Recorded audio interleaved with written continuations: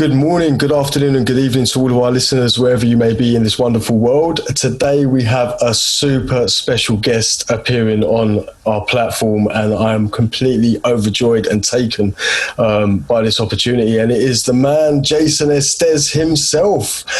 Jason, welcome to the show.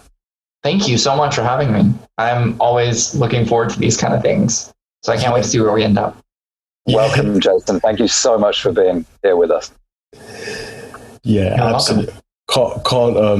I have no clue where this is going to go, because just for the benefit of the listeners, to give you a bit of background, Jason's popped up so beautifully within like 5 minutes and wanted to record because he had a window. So we are here. We have no topic in place. We are fully out of our comfort zones, just the way we like it. And we are going to flow with this Jason Estes style.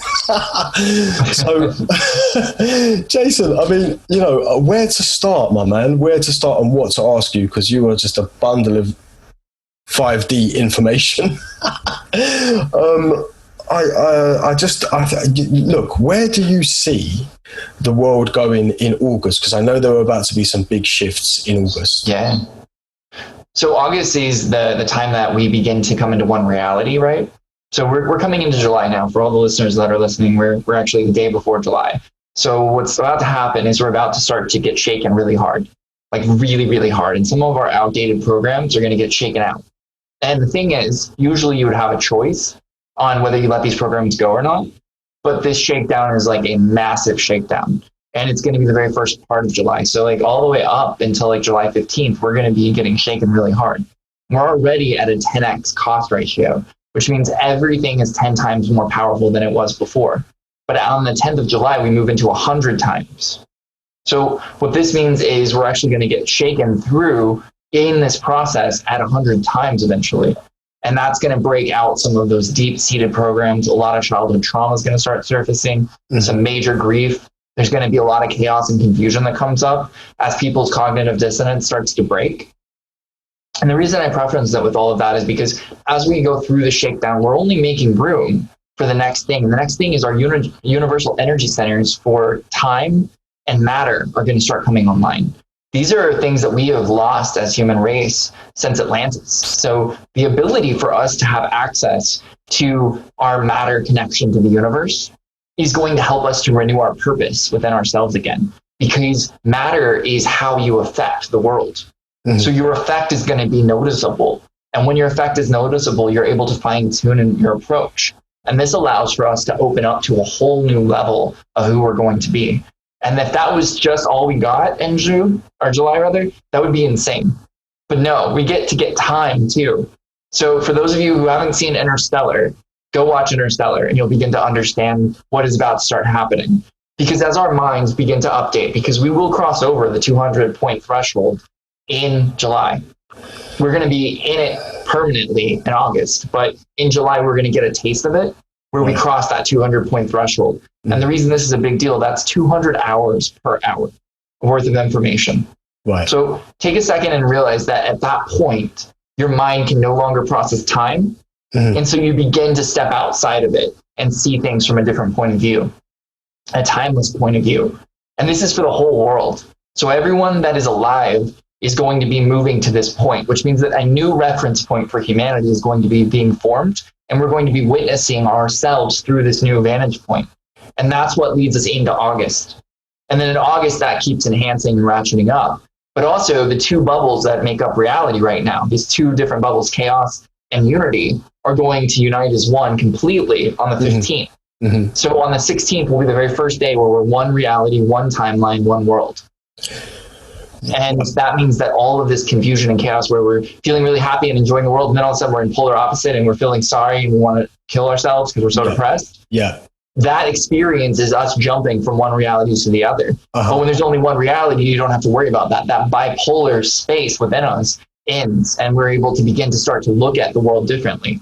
And with that new vantage point, we're going to be looking at that world completely differently, because we're going to be looking at it from the eyes of the immortal.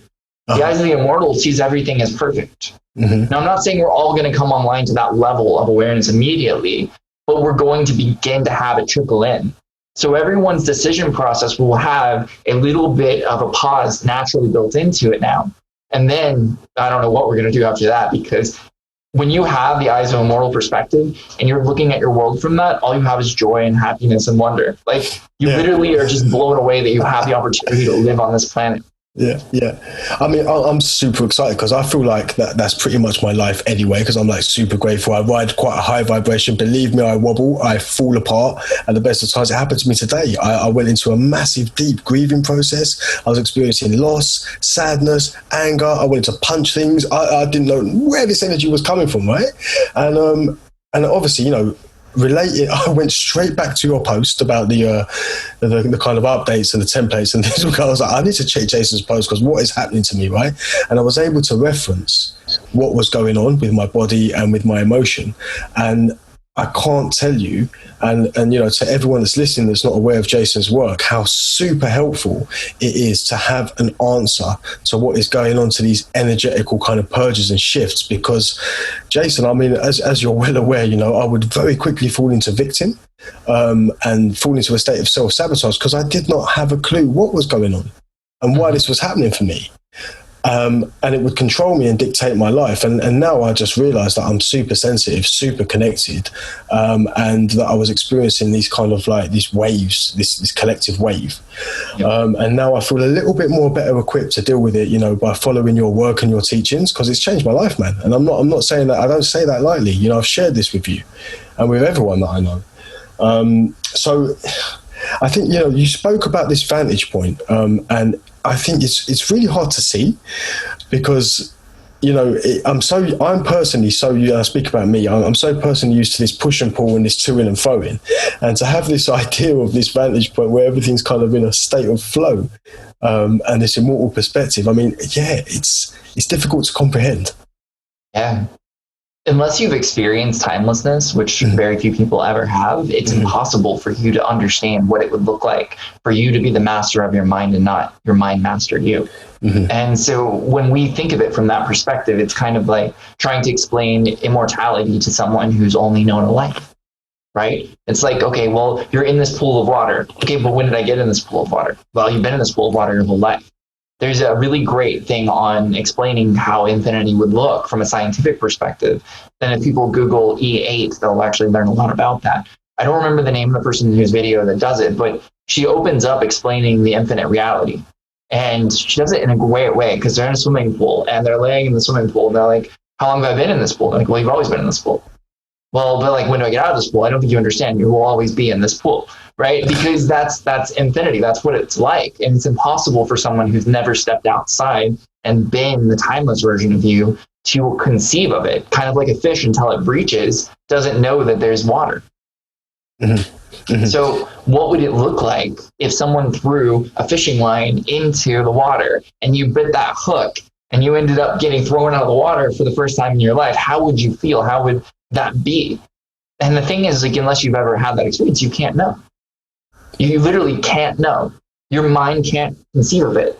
And that's what's coming for humanity. That's where we're going. And that's why I'm not worried about like the current events. Everyone's always like, oh, but what about this? What about this? And that's just things coming up to be seen and witnessed and worked through. And they're like, well, what about the government? They're going to do these things. They're going to do that. And I'm like, I don't care.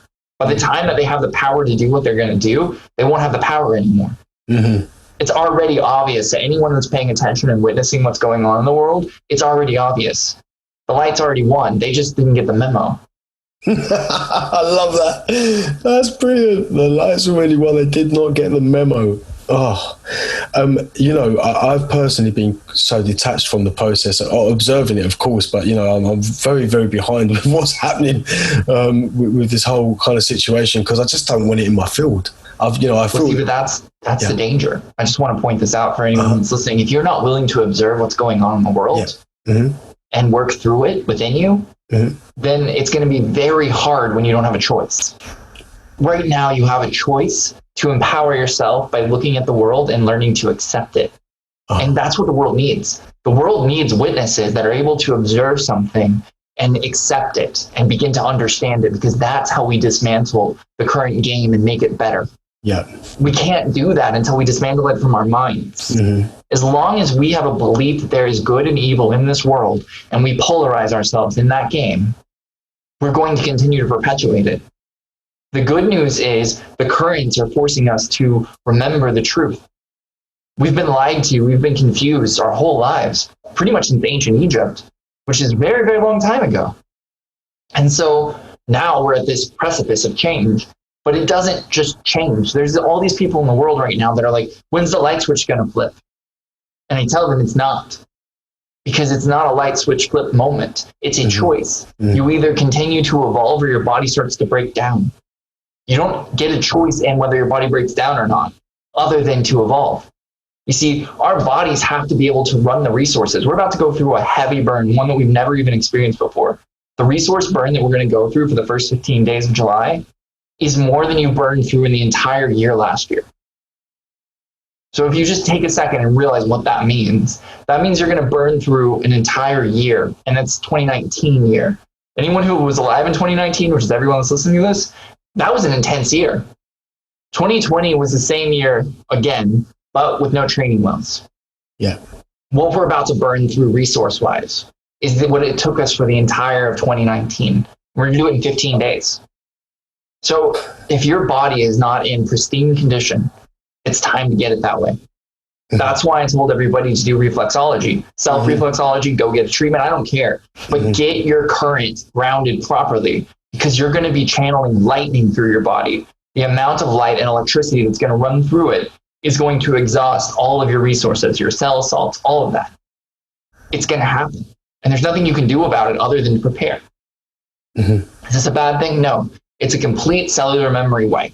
It is the greatest gift that humanity will ever be given, because it's a full body unlock. This would used to take masters 50 plus lifetimes, and they would train 30 plus years in this lifetime just to get to a state where they had mastered their body in a level that they could begin this work. Not even get to the end of this work, but simply just begin it. And we're being given it. But it's not going to look pretty at first. That level of electricity is light. That level of light is a highlight. That level of light is going to bring up everything that is still within us. When you think of a cellular memory, think of it like a little slide, and then put the camera behind the slide. And what happens is you shine a light through the slide and the picture becomes huge. And you watch this whole film. Well, that film is every life you've ever lived in your cellular memory. And in 15 days, the amount of light that shines through it is going to burn through every one of those images. A hard reset. So this is fascinating. I mean, obviously, as we start to integrate things and get used to them, become accustomed to them, things start to settle. But do you think we will actually be able to integrate this data? Yeah, I do. I'm not even worried a little bit.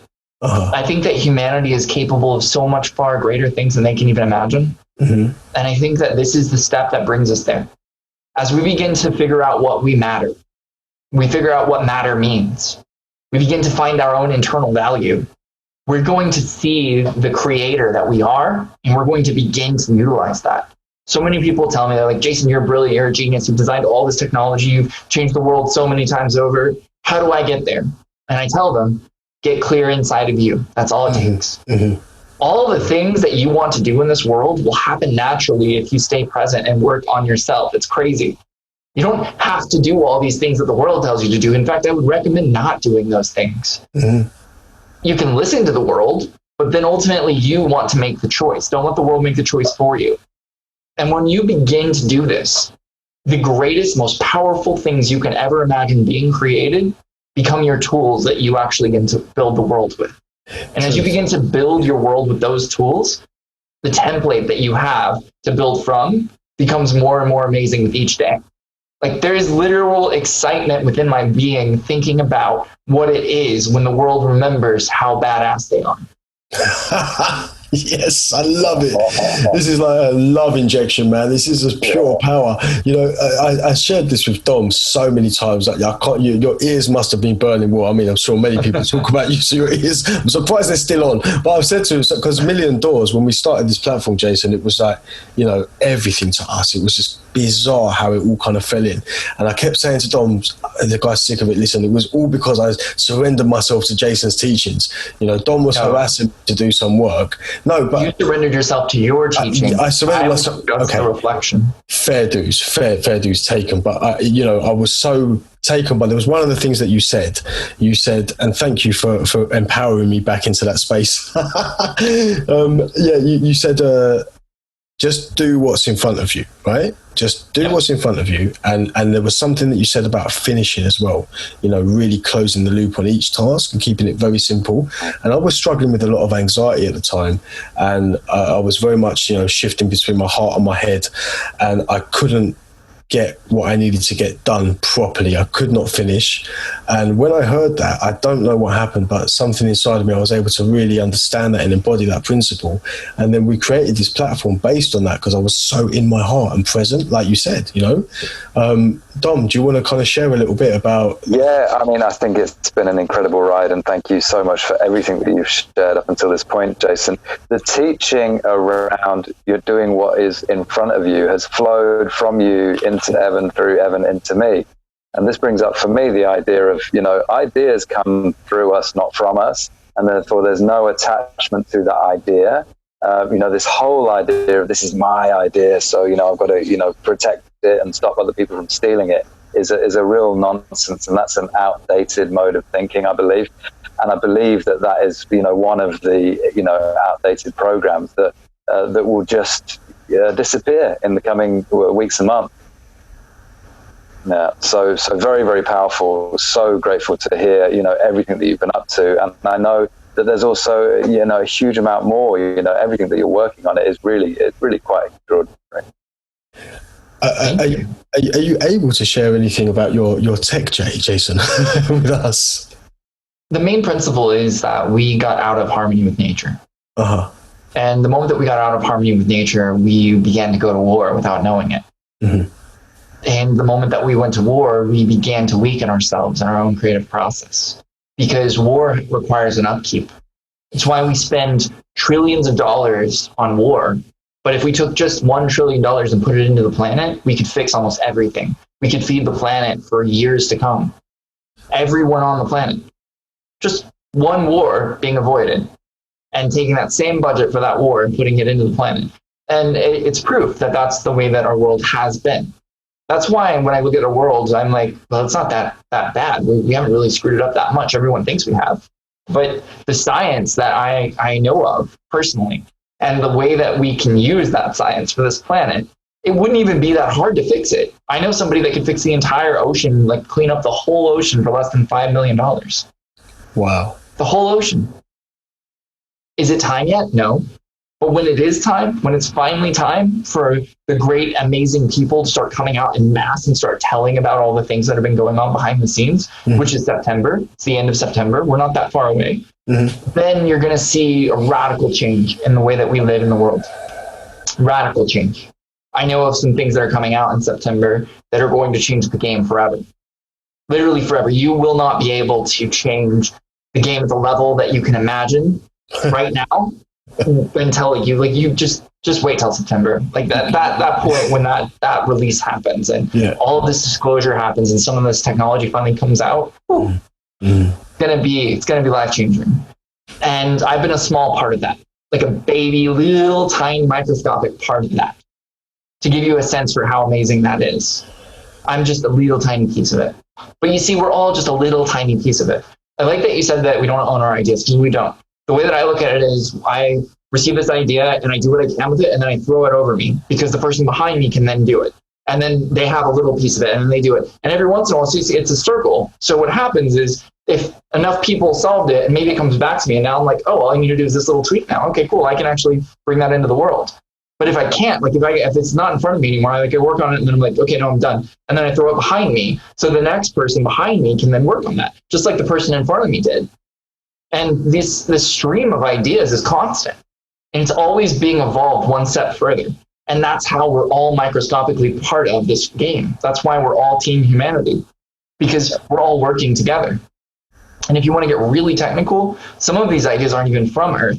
So we're technically team universe. And if you want to get ridiculously technical, it's technically team omniverse, because there are beings from all the different universes in our universe right now helping us to achieve greatness. So this is not a small little game.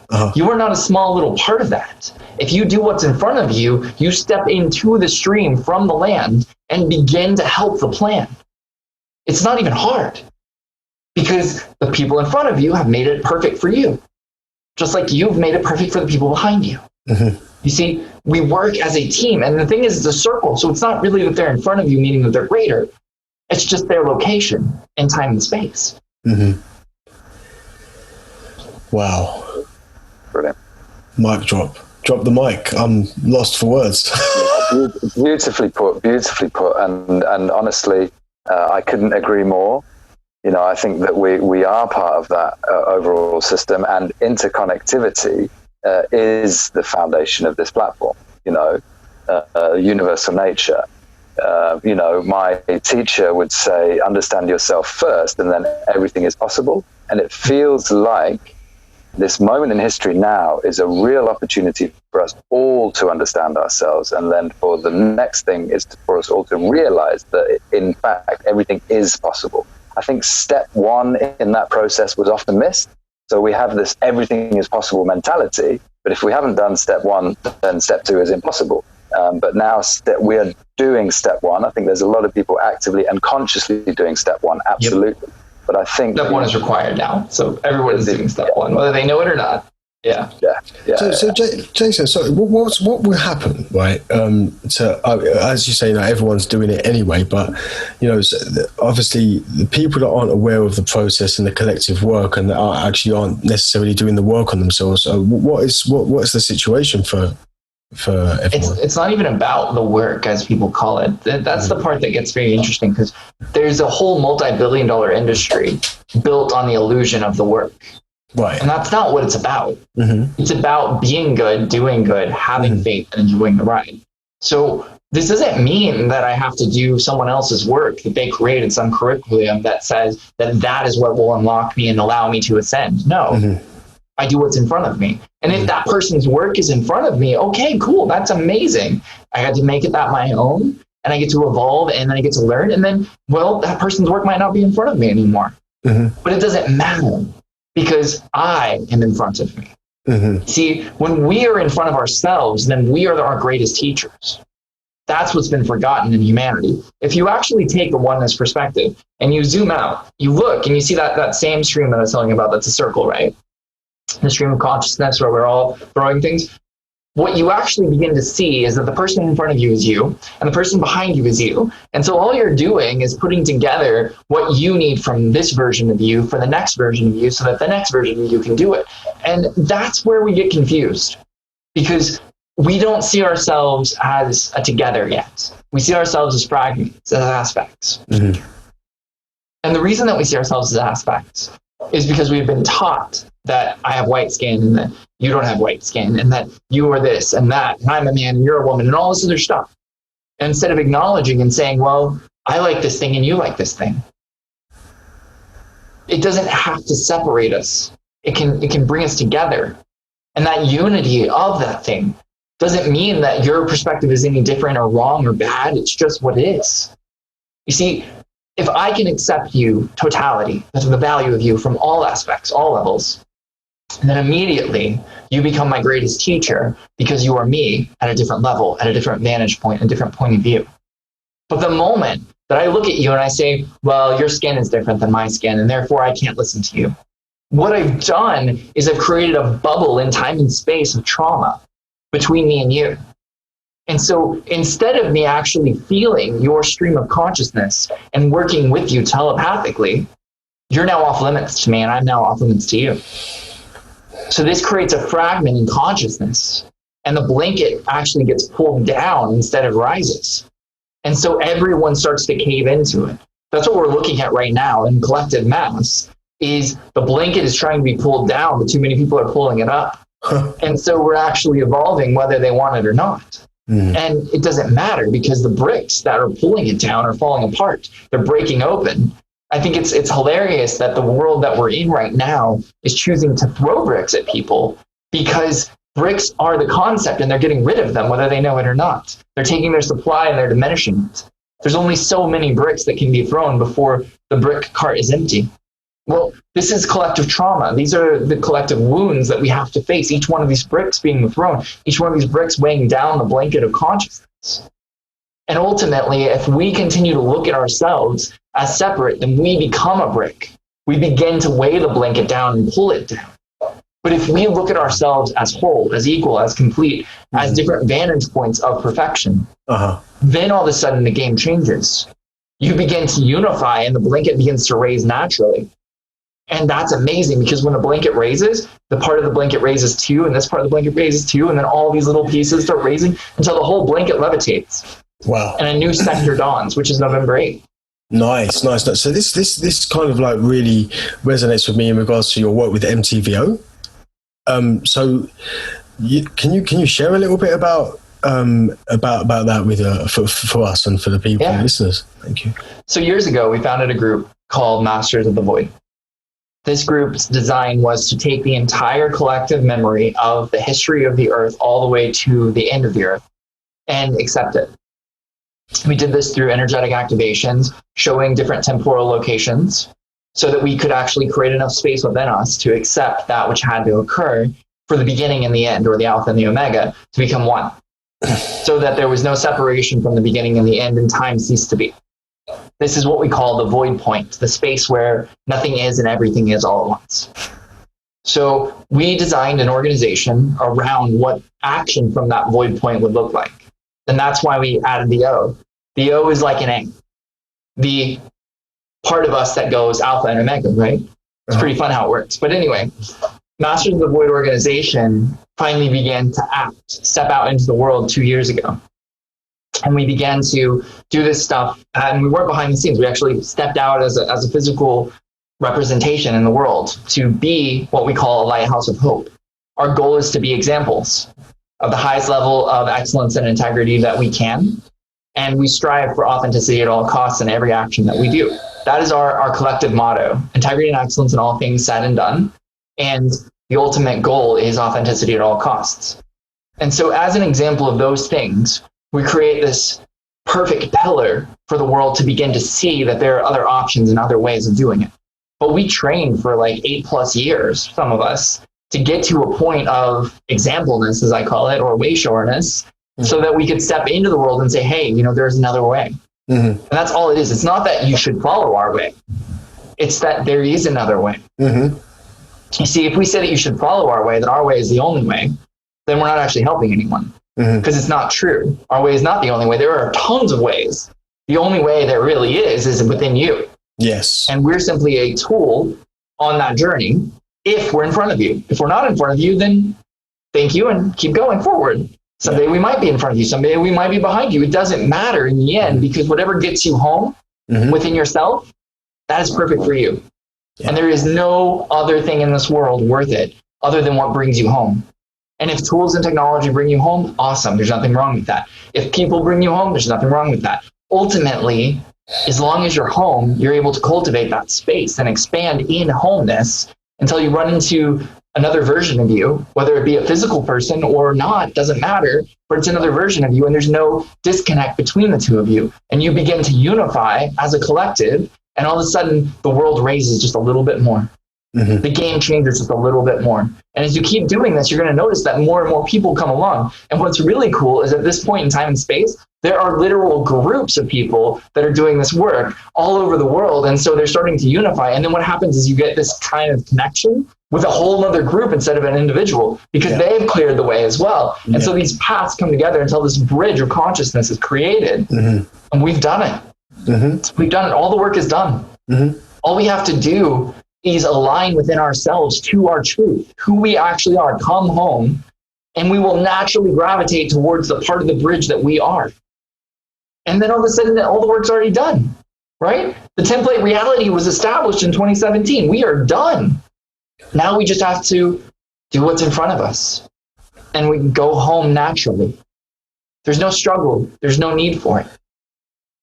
But as long as we separate ourselves from the truth, as long as we say that someone is greater or worse than, we create dissonance that forces us to not align to home and takes us to, most people call it hell, but ultimately a chaotic environment that dismantles our reality for us so much so fast that we're unable to actually do anything productive. And we go into what's called a negative spin, and we just start going down, and we start pulling the blanket down until eventually the blanket says, hey, enough is enough. And they like flip us up because that's what happens now. There's too many people holding space in this world for us to go down too far. It doesn't work anymore. You'll notice that.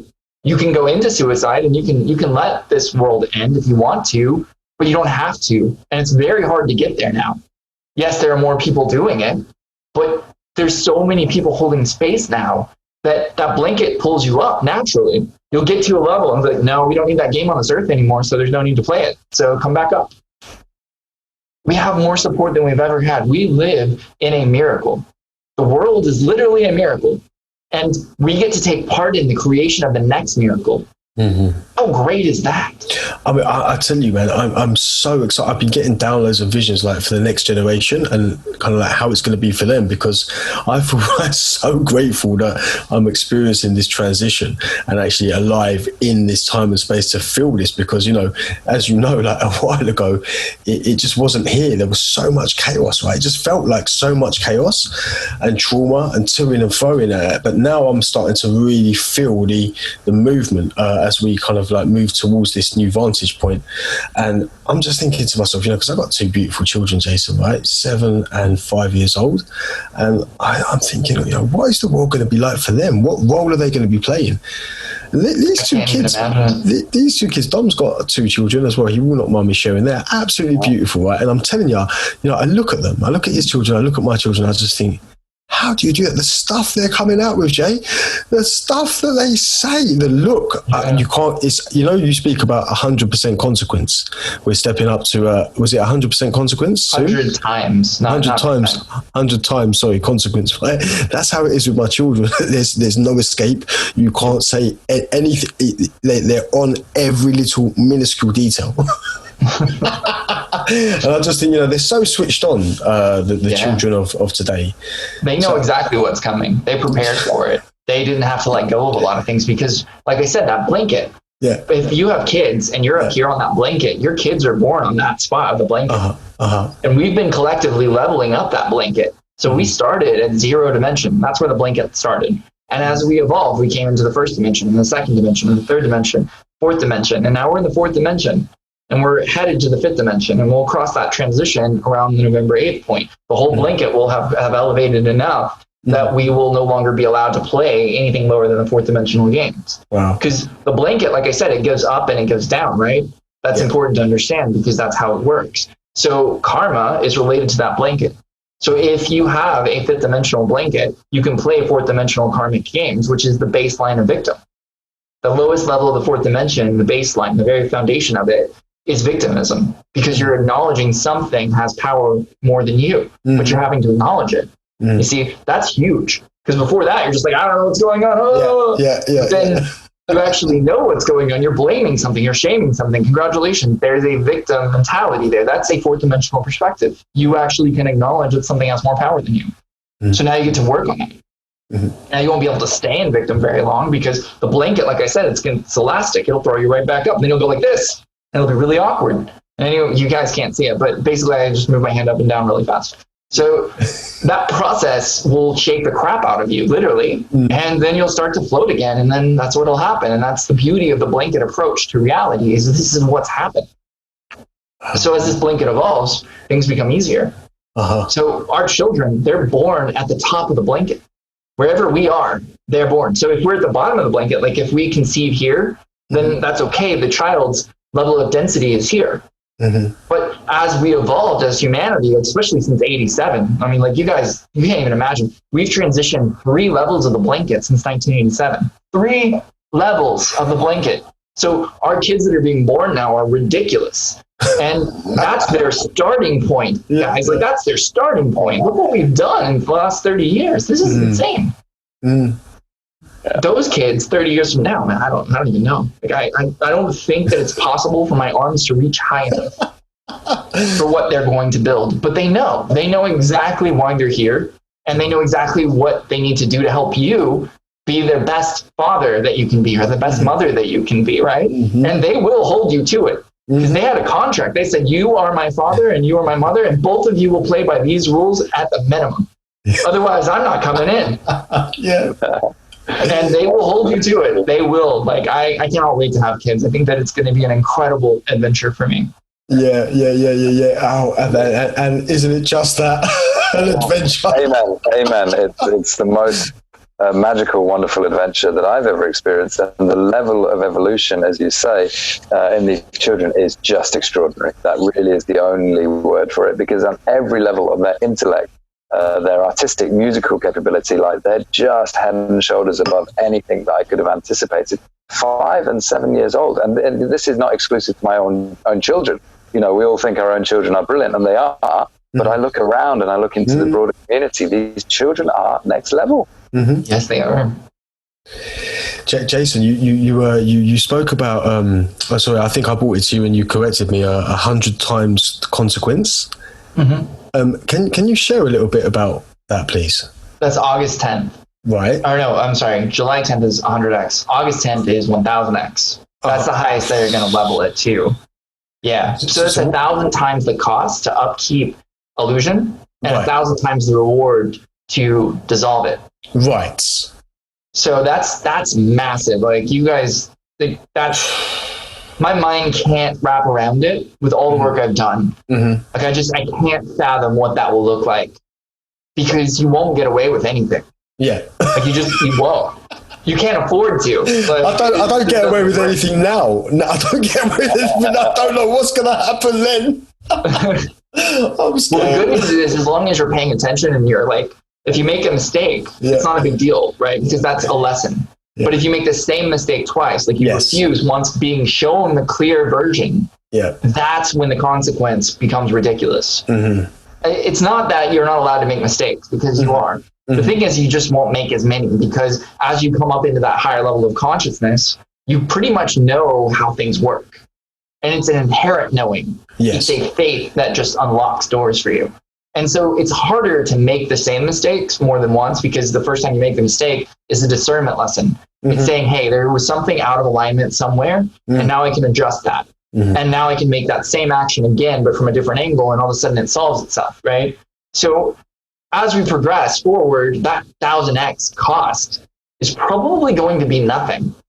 But that 1,000x reward is going to be so incredibly imaginable.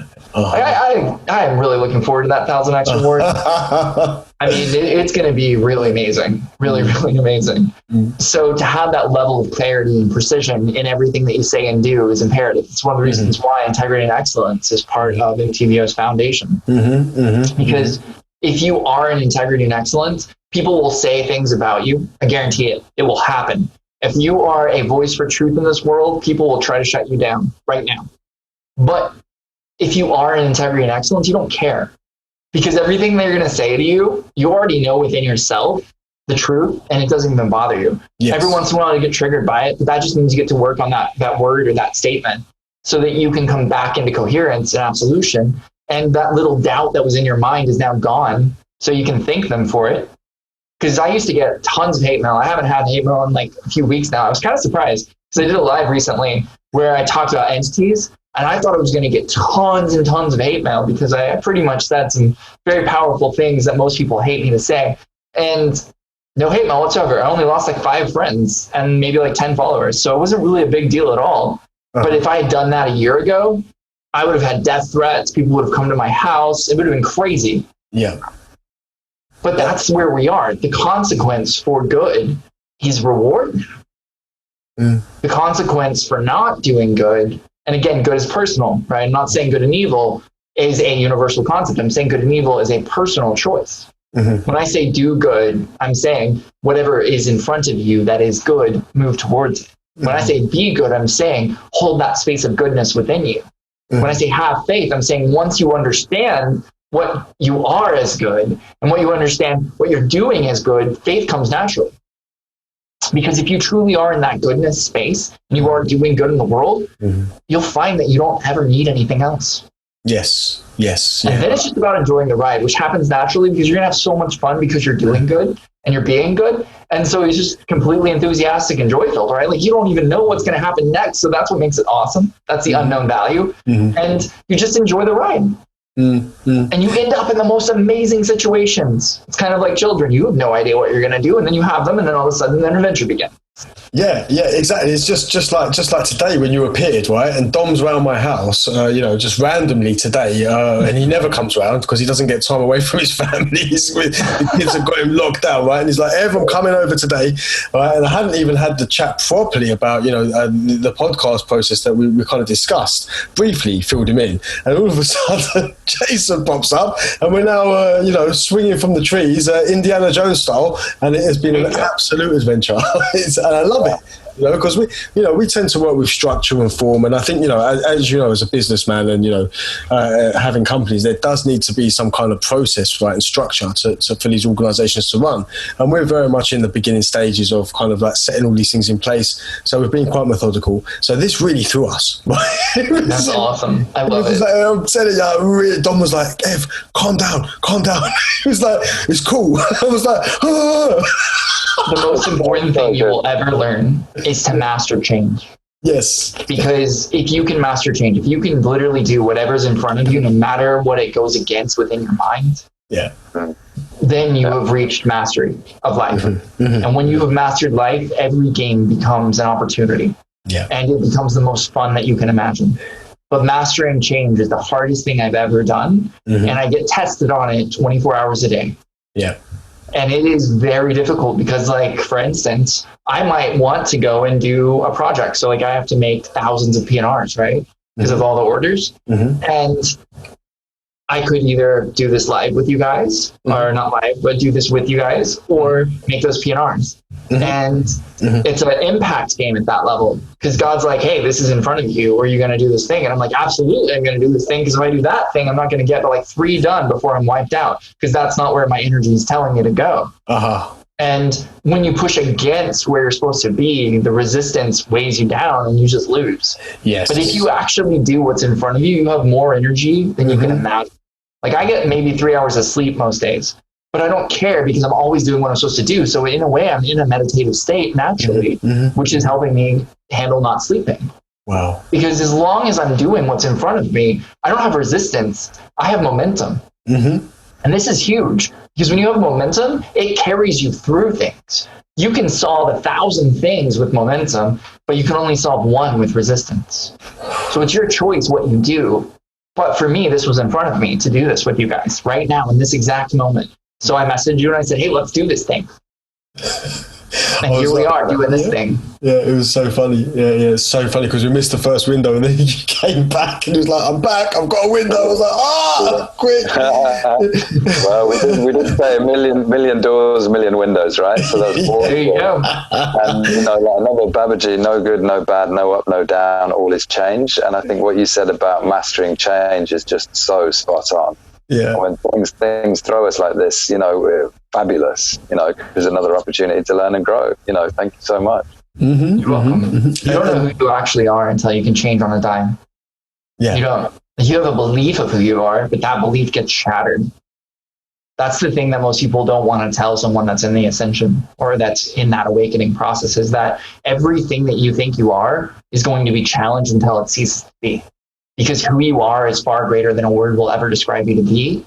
And the moment that you can accept that, the moment that you don't need to validate that with another's feelings or emotions around the subject, is the moment that you begin true mastery. You don't even end in true mastery because it never ends.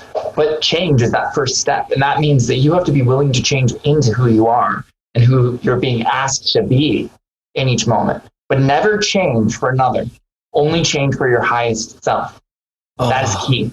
Do you know what? If you ever change for another, you've created a face mask that is going to have to get shattered every single time. And I can tell you, shattering a face mask is extremely painful because it's the way that you see the world that this mask keeps you.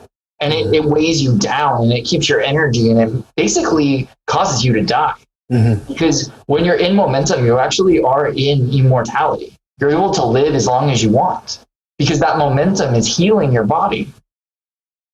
That's the biophotons, that's the technology, that's all the things that I design. I work with this principle of if I had infinite life force, what could I do? You were talking about impossibility earlier. And on the back of the PNR coin is the impossibility codex. Because I had to solve an impossible riddle. Couldn't figure it out. I couldn't figure out how to do what I needed to do. And then I realized that the only thing that is impossible is something that is within time. And this is why this is so important, what we're having coming into August. Is because if you have infinite time, nothing is impossible. And the moment that you become that version of you outside of time, you have infinite time. So nothing is impossible. A lot of people ask me, they say, hey, Jason, you've got all this technology, you've got all these things that are out right now. How did you get there? I'm like, well, some of these took 10 years. And they're like, well, but did it really take them? No, it really took me 10 years. Legitimately, this item that's coming out took 10 years. This item took 5 years. And they're like, but how did you do that? I'm like, because I knew that if I didn't finish it, the person behind me would. And it was in front of me to do it. So I just did it until 5 years passed. And I was like, holy crap, I just finished this. This is amazing. But in that time, it didn't seem like 5 years. It seemed like a minute. Right. Because I was so focused on what it was that I was actually what science calls hyper-focused. And I could just jump from one project to the next project to the next project, balancing all of it because I was willing to change. I was willing to show up in any way that I needed to show up. When I was younger, I was very lucky because I got to have an experience that most people never get. And this experience influenced the way that I look at the world perfectly. So a lot of people don't know this story, so I'll tell the story because it's a fun story. I used to be a psychic reader, right? Like I went to Australia, someone gave me a deck of cards and said, you can read, and I gave them a reading and they said it was the best reading of their life. And so I felt pretty confident in my abilities. So then I became a professional psychic and read for the Dallas Psychic Fair and did all this other stuff. Well, there was this event. And in this event, basically it was for this one group only. Wasn't advertised to the public. It was open to the public because we didn't want to limit anyone or anything. But it was a kind of a top secret thing. I mean, we were in the middle of a warehouse district in Dallas. So you wouldn't think in a million years that this is where it was going to be. There was no publishers around it or anything. And this group of people came in and I felt really called to look. And I was like, what's going on? I had this huge line in front of me. And then I saw them come in and it just felt weird. And whenever something feels weird, there's something for me to be aware of. That's how I look at it. So I was kind of tracking it, and then they walked and they stood in my line. And I'm like, okay, that's interesting. So then I'm just doing my readings, whatever's in front of me. And then the line gets to these people, and this person comes to me and it's like, God said you can heal me. And I was like, okay, well, that's interesting. And then I checked in, and God was like, yeah, this is someone that you're supposed to heal. They handed me their hand, they had arthritis, and they helped them to heal their hand. The next person came up and was like, okay, that was interesting. Okay, well, God told me that you're supposed to do a reading for me. And I was like, okay, cool, no worries. I always do readings. And God's like, no, for this one. I was like, wait, what? Okay, what am I supposed to do? And then I gave them this thing called the Destiny Path reading, which is a completely different thing. It's a technique where I create another reality for you, and I have you. And then I actually take this reality and I teach it to you as you, so that you actually bypass tons of trauma. And then you come to this moment, and then I read for you as you are now, after you've integrated these aspects of yourself, and it changes your entire destiny so that you're on the path again. So anyway, I read this. This is the very first time I ever did this. I did this for this woman, and her entire life changed. It blew her mind. Everything was just like, what? Let's just go. This is impossible. And her friend, this third girl, was there and was watching these things happen and was like, God said you can heal me and read for me. And I was like, okay. Well, then I tapped in, and God was like, I didn't even send this person. I was like, okay, cool. So I didn't really think anything of it. I was like, I can't even read for you. I'm sorry, but the thing's closed. And thank you for coming, kind of thing, right? Because that wasn't in front of me to do. They leave, and the owner of the thing comes up to me and says, I just want you to know these people weren't on the list. We don't even know how they got there. And I fell to my knees in gratitude and tears, literally just in this moment. I just was overcome with gratitude. And I just started bawling because I realized in that moment, no matter where I was in my life, no matter what happened in my life, that I would always be supported and taken care of, and that the right people would always find me. So I never advertised after that. I never did anything other than just doing what was in front of me, because I realized in that moment that it would always be perfect if I did what was in front of me, that I didn't have to strive, that I didn't have to do anything. Now, if advertising ever comes to be in front of me, I'll do it. But ultimately, it'll come in front of me because I was doing what was in front of me. Yes. Right? And you see, being open to it. So I'm open to advertising. If that's what God wants me to do, I will totally do that. But it hasn't been asked of me yet. And one day it will be. And I'm sure, because anything in life has to happen eventually. So I'll do what is in front of me. But that moment taught me what faith was. It changed everything for me. It's why I was able to do what I did. I've traveled all over the world and literally just left on a dime. Literally, it was like, I don't have any money. I don't know how I'm going to afford this. I know I'm supposed to be there. I'm going to go there, not even pay rent so that I can pay to this project instead, only to have experiences come so I can pay rent, like within like a day of rent being due. And I lived my life on that until eventually I didn't have to worry about that anymore. I went to jail and actually lived my life in jail without actually having to deal with anything because I needed to help this one person who had the same injury I had, but I needed to experience it in another person. So every experience I've ever had was always perfect. I just had to have the faith to see its perfection. Mm-hmm. And that's what's taught me to be who I am. I can tell you stories that you would never believe, but that's because I always just showed up. Yeah. I've met some of the most amazing people because I'll literally fly with no notice, land in a place, and they'll be like, there's no way you're ever going to meet anyone here. Like, you have to schedule months in advance. Like, what are you doing? And then this person comes and meets me at the airport with this sign with my name on it. And it's like, hey. I'm like, oh, cool. So you're the person I'm supposed to follow. All right, cool. And then I just go with them. And I get to meet like the head shamans of Peru. I get to like meet the chief of the Toltec people. Like, it's crazy the stuff I've got to do because I just show up. Can you share that story about the head shaman that you met and your kind of a moment of awakening after you met him? Do you remember? Yeah, I remember that story. Not all of it I can share, but some of it I can. Okay. So ultimately, that was us moving the Earth Kundalini from from Tibet to Peru. Yes. And it was a pretty classified project, so we were doing what we needed to do, and that's how I got to meet them. So that's about as much as I can share there, at least live for the public. But it's one of my favorite stories because I did get to learn faith again. I was on a mountain and I was dying, and there was a huge monsoon and everything. And that shaman actually threw the first stone to the water that helped me to realize that leaders lead by example. And that's also another one of those really important moments, because I would have died had that man not started building the road back so that we could have got down. But most of my life is literally stories like that where I almost died because I take it to absolute faith. There's times where I've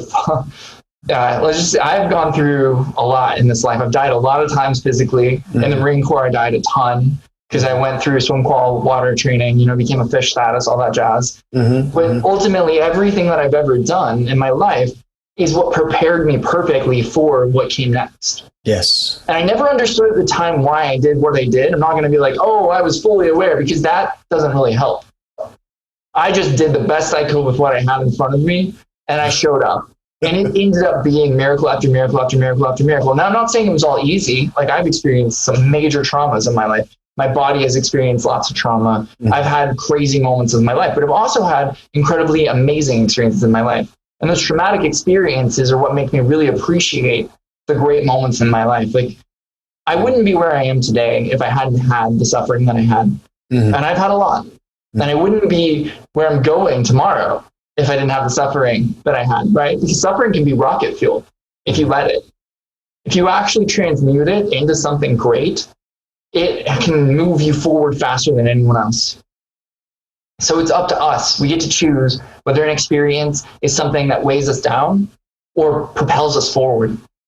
And ultimately, that's our one choice that we really get with every moment that we have. We have free will. We have the ability to choose to be weighed down by an experience or to let it propel you forward. But other than that, you don't really have as much choice as you think, because reality is constantly happening. And it's helping you to come into a place where you're going to have that choice, which we do get a lot of that. I think probably February to like March of next year, humanity is going to start getting a lot more choice. Right now, we're in the preparation of being worthy of that choice. So the technology that you've, the PNRs, right? How have they been designed to support people through the transitions that we're going through? For people that are unaware of them, sorry. Yeah, so PNRs are a technology that's basically a personal nexus reality. It creates a bubble around you of biophotons so that the information that's coming through you is processed through your divinity much faster. So your inherent flaws and your illusionary perspectives aren't nearly as valuable as your divinity's perspective. And so what happens is it actually shows you where you're weak in certain areas. And the coolest thing about the human anatomy is once it's aware of something, it will solve it. When a human being becomes aware of something that is untrue, they will spend the rest of their life solving that thing. This is what takes our bandwidth. Well, this PNR token actually helps with that, because what it does is it's using an infinite time codex, which is what took me forever to solve. That's the 5 years I was telling you about. Because like I could not figure out how to create an infinite object inside of a finite reality. I was like, how in the world is this possible? So I had to write a codex called the Impossibility Codex, which is on the back of the coin, so that I could stabilize infinite reality inside of finite reality, so that you could actually have an infinite teacher. And then you attune yourself to that infinite teacher, making that infinite teacher your own teacher, which then makes it possible for you to move as if you were being taught by your greatest self, but not with the misunderstandings and misconceptions. I see. So you actually evolve ridiculously fast. It increases your integration ratio by over 12%. Wow. So that is an incredible thing, because the average person has less than 3% integration ratio, unless they've done like massive amounts of work. And that stacks on top of your 3%. So now you have 15%. All of a sudden, reality starts cleaning itself like that. Right. And that's the reason why I spent 5 years on it, because I knew that it was important. But the thing that's really cool about it is if I don't know if you've done the updates or not, when you do the updates, you actually take the coin and you put it in certain places in your field. And the reason is you're putting your divinity in that space and you're receiving an infinite activation in that space. And what happens is it unlocks that area. So the purpose of the PNR is actually to fully actualize the human mind and the human space, so that you can actually come into your angelic nature.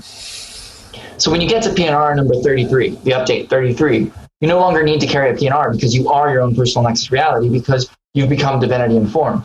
And So the goal of any tool that I ever designed, any technology, is for it to be something that you utilize to allow you to move forward faster if that's what's in front of you. But it's never something to rely on, because everything that I do is written to be something that you can actually overcome, that you learn from it and then you no longer need it. It's kind of like the source code powders. Those things are insanely awesome. They remineralize you in a way that teaches your bioelectrical field to create resources from scratch. So it actually teaches you to use light to create resources, because we can't continue to take supplements and all this crap forever. Our bodies are going to burn too fast. We won't be able to actually stabilize using food and water and other things in the higher octaves. It doesn't work. That's why I don't eat hardly at all. I eat one meal a day, if that. I drink water maybe 12 hours a day. Maybe I only have one glass the entire day, because it weighs you down to put things in your system. But you have to get to a point where your body runs so fast that you can actually stabilize in that. And you have to teach yourself all those things. So I went back and I wrote source code phase 1 and phase 2, so that you could learn the principles of all the things I've ever learned inside of a thing. And you only need it for like a few months before your body memorizes all those things and it actualizes it, so that you don't need it anymore.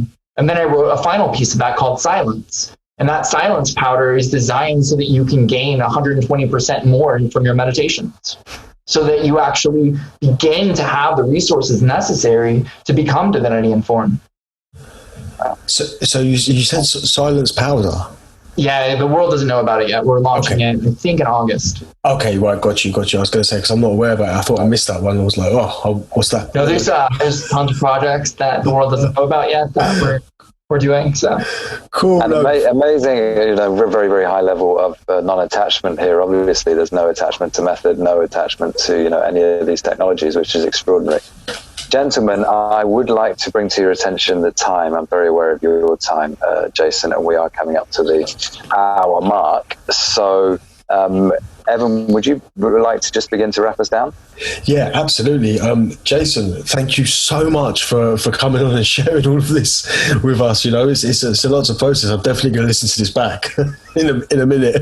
I always listen back to mine as well. It's the first thing I do whenever I get a video. Is I go back and I watch it live. Like I always do that. And the reason is because it grounds it using my understanding of what I witnessed for the world to have a cleaner template. And everyone who views it after that either adds their misunderstandings to the equation or their understandings to the equation. So it actually cleans up the video. And that's a really cool thing, because if the first person that watches it, or if in like the very first view is the one that watches it, is the one that created it, it cleans up that misunderstanding really fast. I understand. So I love creating a template reality in that way by witnessing myself teach so that I can learn from myself, because the things that I shared with you are me, but my divine self speaking through me. And so me as Jason still has things to learn from that thing. And so I get the codes and frequencies, because the words are irrelevant, really. It's the frequency of the voice and print that's important. Yeah. Yeah, no, I hear you. I hear you loud and clear. Honestly, I mean, super grateful to have you on the show, and I would definitely ask you to come back again. I know how busy you are, but I mean, are you still going to be doing videos? I'm not entirely sure yet. I will still do videos from time to time, definitely. Great. There's going to be a point very soon, though. Like my goal was really only to get to August, and then to go more into like a public role mode, and then like to keep teaching at the center and things like that. But I don't know yet. Like I said, I'm willing to do what's in front of me. So if that's in front of me to do another one of these, I am absolutely ready to do it. If it's not, then that's cool too. I love it. That's brilliant. Jason, have you got any of any social media links, or any, the link of your website, the name of your website that you'd like to share with people? Yeah. So at MTVO.org, you can learn about us. Activationstation.org is also a link that you can click through over there. MTVO team is our hashtag on all social media. So feel free to find us on MTVO team. We have Clear Camp Initiative, which I highly recommend everyone go and at least look at. And that's on our Instagram account. So that's very, very helpful. On Facebook, I don't know if you guys will add a link to that or not, but I don't know my actual / whatever it is. So that, though, I post my updates and I do the things that I need to do there as well. So ultimately, though, I just try to share things as much as I can. Our YouTube channel has all these videos, and we will continue to have these videos. I think this is the 63rd video, and they're all very different, but they stack on top of each other. So if you can start at video 1, by the time you get to 64, which is the goal, I want to do 64 videos that have all the codes and frequencies of everything I've ever learned in my entire life, so that the world has access to it. So I think this is 63. So we're getting close. We're getting close. I mean, what an honor and privilege. And Jason, absolutely, all of, just for the benefit of the listeners as well, all of Jason's links will be in the show notes, so everyone will be able to find you and follow your work, and continue to be inspired and supported by the stuff that you're building and the community that you've created. So with that, Jason, I would just like to thank you so much for coming on and sharing with us. Just really looking forward to seeing how this unfolds. Me too. I can't wait. That's the joy of the world, right? Like the unknowns. I can't wait to see what happens next. Amazing. No, deeply grateful, Jason. Thank you so much. Thank you. I love you guys. Have a blessed and beautiful one. Bye. Thank you.